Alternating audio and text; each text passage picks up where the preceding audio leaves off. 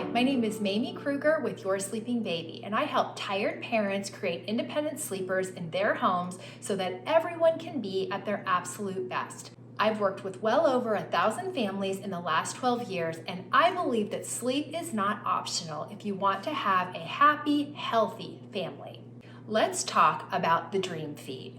So many families that come to me are doing a dream feed with their baby, and many times that baby is 3, 4, 5, 6 months old. And the first thing I tell them is stop the dream feed. So let's talk about the pros and the cons and when a dream feed is a good idea.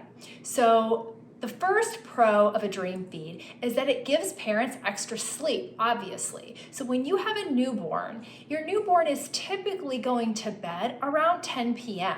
So that is kind of considered the dream feed. But as you back up that bedtime and your newborn is now sleeping at 10 o'clock, many parents decide that they're going to wake that baby up, even though I know it's not technically pulling them fully awake, but they decide they're going to do that so that they can get some extra sleep.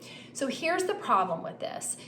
When you have a baby as they're getting older, into that 6, 7, 8 week old time frame, and you are still doing a dream feed, at that point, you're really holding your baby back from optimizing their nighttime sleep.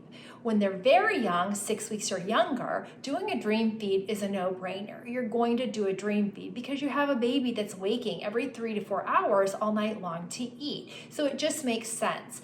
But there comes a time when the dream feed actually backfires, and that comes during that 6, 7, 8 week time frame. So if you have a baby that is 8 weeks or older and you are still doing a dream feed, know that you are probably holding that baby back from optimizing their nighttime sleep. Here's why.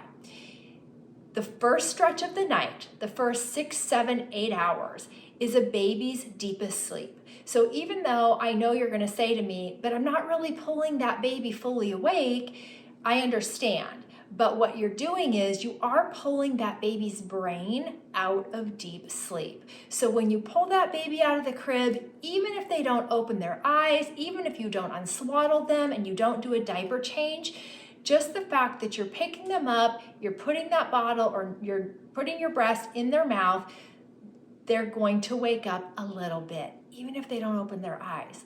So once your baby gets to be about 8 weeks old or even a little bit younger, you really want to ask yourself, okay, should I be continuing to do this dream feed or am I actually holding this baby back?